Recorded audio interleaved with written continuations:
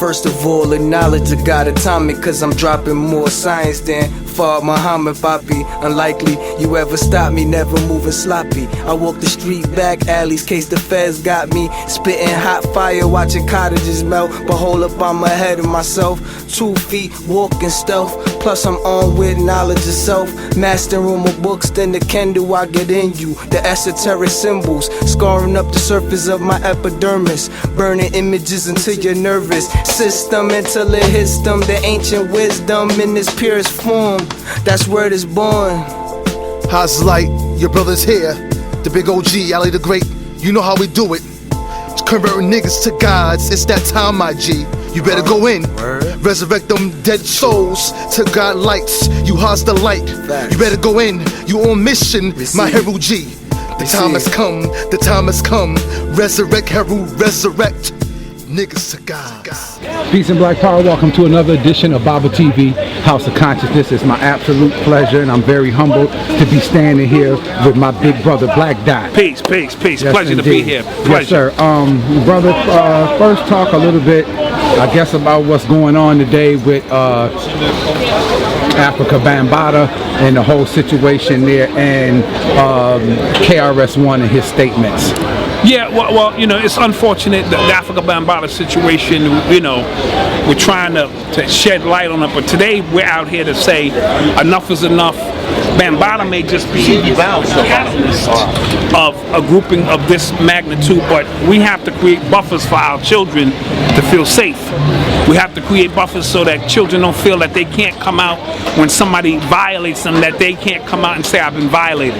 Then when they do come out saying they've been violated, we can't be putting them on the hot seat and criticizing them. We have to take every accusation for what it's worth.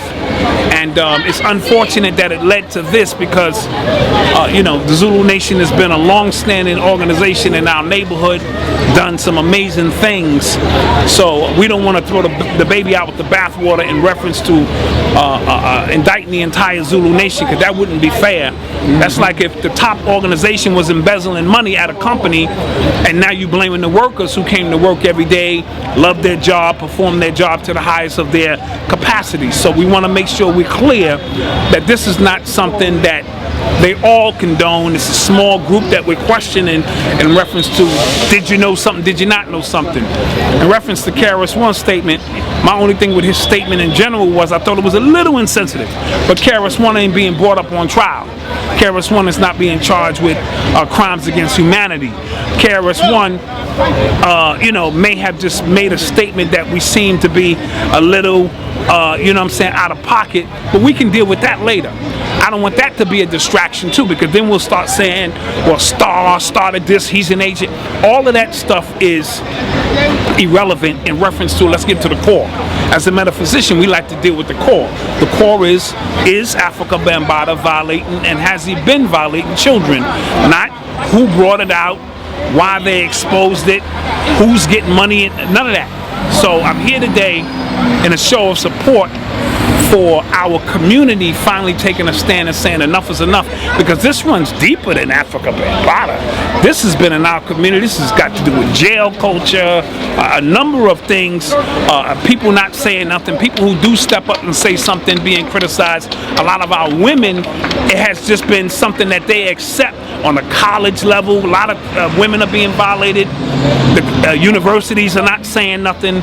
So it's something that we need to deal with, and if anything good comes out of it, I think the awareness has been raised to another level where we can at least spot it, listen a little bit more intently to what the youth are telling us, and hopefully that'll bring about some form of change in our community regarding that situation. Brother, let me switch gears a minute. Talk a little bit about do you have anything coming up? Because I know you're a pioneer in hip-hop as well. Was on, I think it was the B-Boy label. Yeah, B-Boy Records, 1987. Yes, I signed to B-Boy. Musically, nothing new coming up, but you know, I write. I got Hip Hop Decoded, which is my classic book. I gotta redo that now. We gotta recode it. So we're gonna do Hip Hop Recoded, because of many things that are coming to light, not just with this, with just the historical perspective of who started hip hop, and so the story is forever changing, so our knowledge of things has to be renewed as well. Right now, currently, I have urban culture decoded out on the bookshelves, a critical analysis into the mental, physical, and spiritual state of a new generation, and that's my guide so parents can have an understanding of how to deal with the children of today. Why they speak the way they do, why they walk the way they do, why they perceive reality the way they do. And parents, teachers, and mentors need this particular book so that they can have a guideline on how to deal with, what they're dealing with. So that's what I have coming out lately. I'm in Chicago next month. I'm in Brooklyn this month.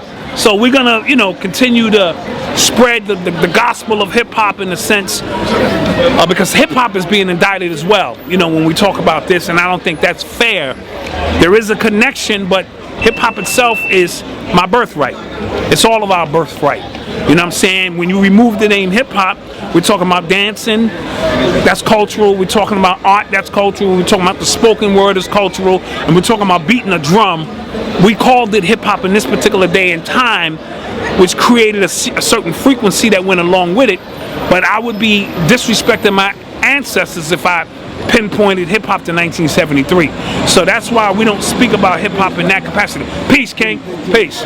Peace. So we speak about it, and we give homage to those who were able to pioneer the reconstruction of hip hop or this particular frequency, but hip hop runs deep. What do you think about, I want to give a shout out to 103, what is it, 103.9 with the old school hip hop. Oh, I love that. I tune into 103.9 all the time because they're keeping my era of hip hop alive. See, the more we grow, the more the culture grows. So just like our elders had old school R&B that they would listen to, they don't listen to what you hear now. They listen to Al Green and the Isley Brothers. Well, the equivalent of Al Green and the Isley Brothers when you talk about hip hop, LL Cool J, Jazzy Jeff and the Fresh Prince, Cold Cross, this and that.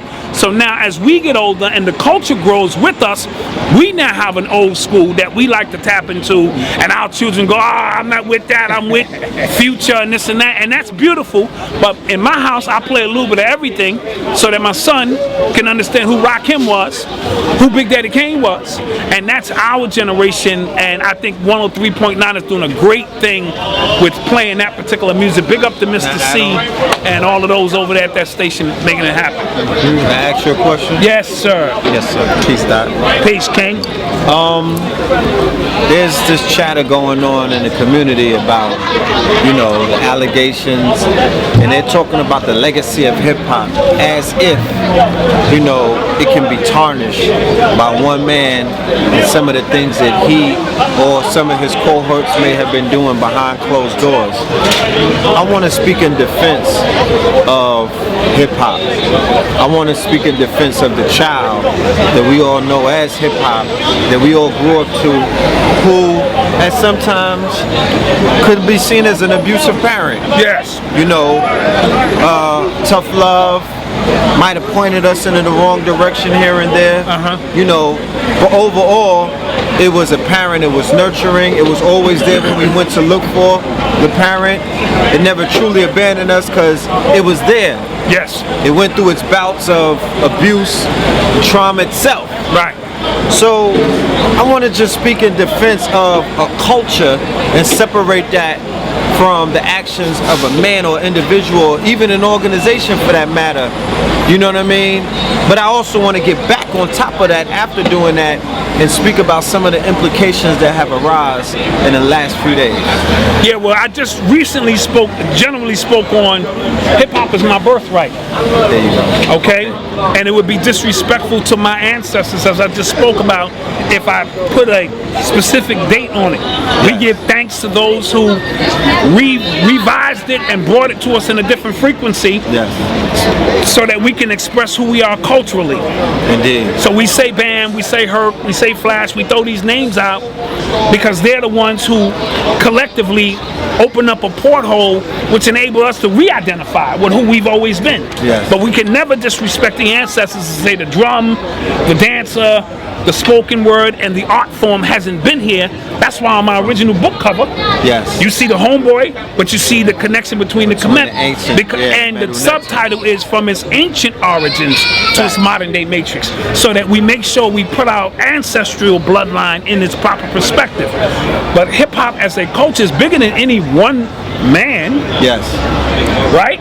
And this is where KRS-One almost got super defensive when he was saying, man, this shit ain't got nothing to do with hip-hop, because he understood that you don't never throw the baby out with the bathwater. Now, his statement was insensitive. We already said that in general, but I believe he was trying to hold up, because now he has to bear the cross for the principles of the culture now to a certain degree. All right, well, the principles of the culture derive from the principles of street culture. Yes. And we can identify that street culture, you know, in its inception, or, you know, some of the elements of street culture deal with rape, molestation, poverty, and, you know, abuse, trauma. You know, when we tell the legends, the stories of the urban legends, we talk about killers who were popular in the hood for taking lives. Right. When we talk about urban legends, we talk about the hustlers, the Alpos of the world, the Nicky Barnes of the world. You know, these people were responsible for genocide.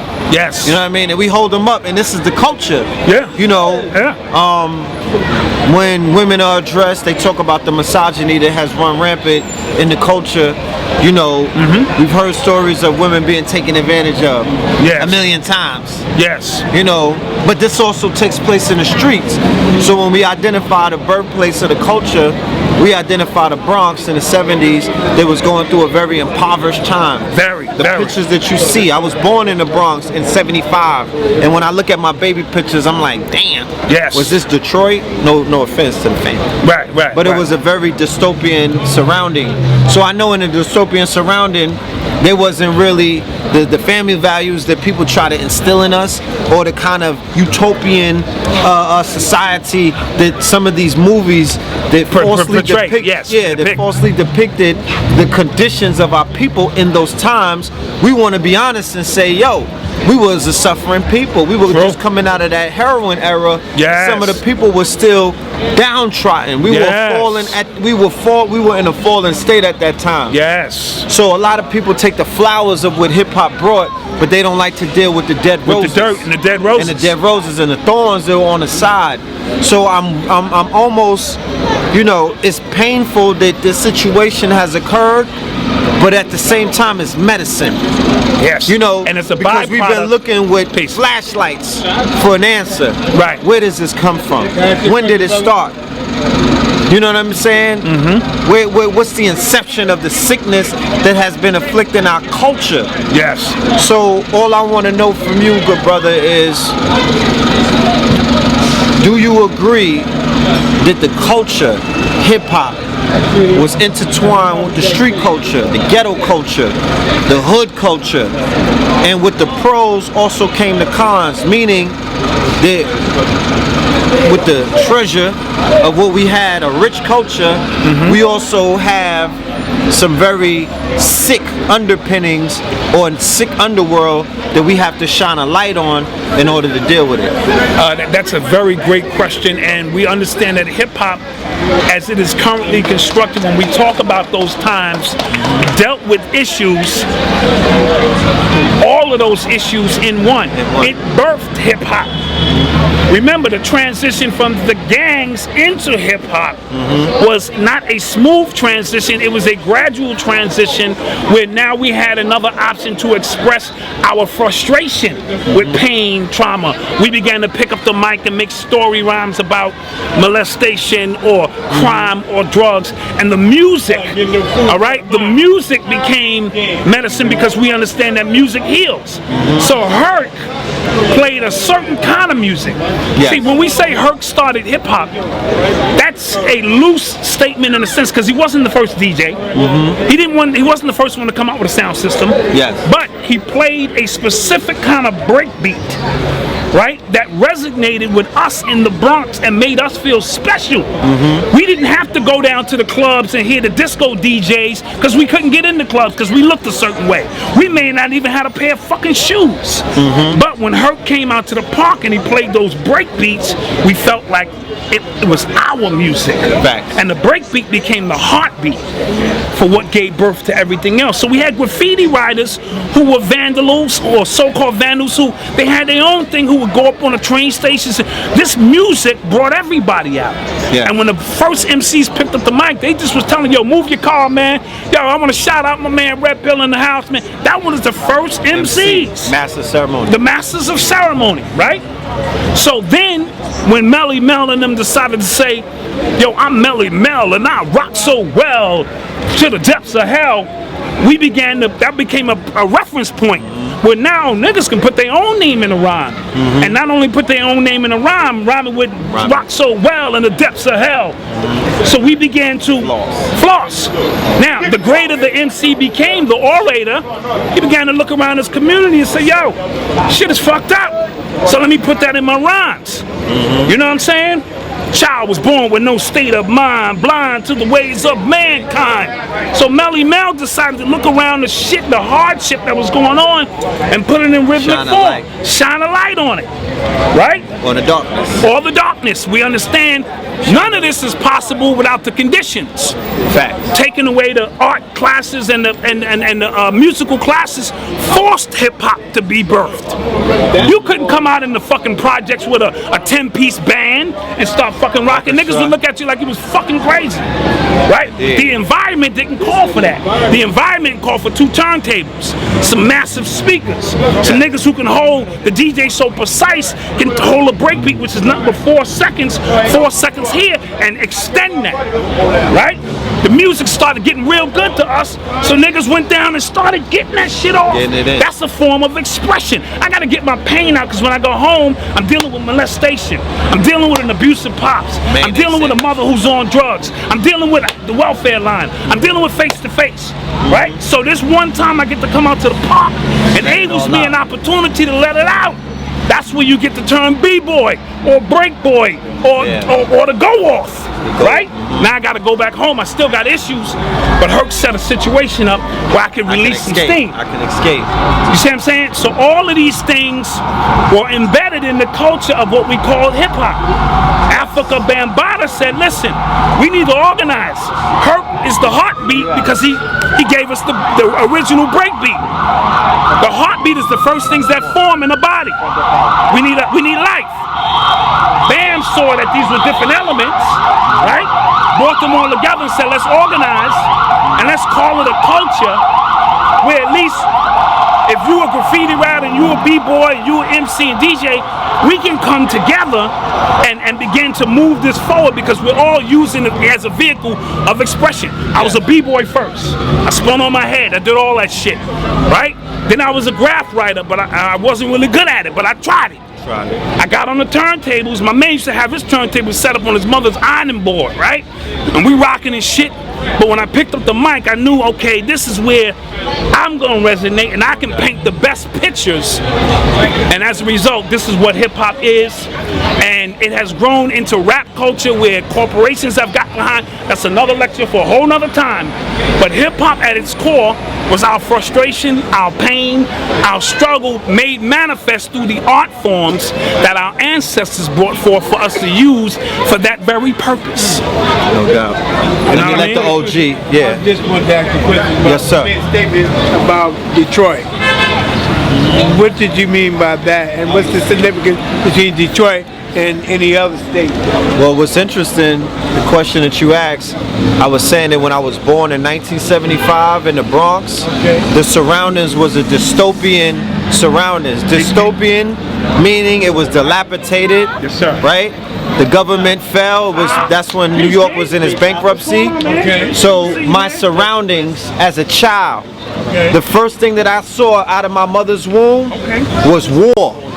That's what the Bronx looked like in 1975. When I went to Detroit in November of 2015, I saw a dystopian city that the government failed them, right?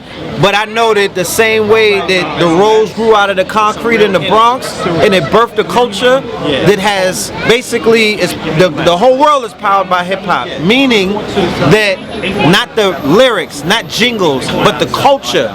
When you go outside of America, they're not dressing like they're not dressing like their nationality culture. They're dressing like a foreign culture, a culture that brothers like me and you know personally, and this man was there. So all I'm saying is the same way that rose grew out of the concrete in the Bronx, and now when we go into the Bronx, it's not the same Bronx. I'm saying that Detroit in 20 years won't be the same Detroit.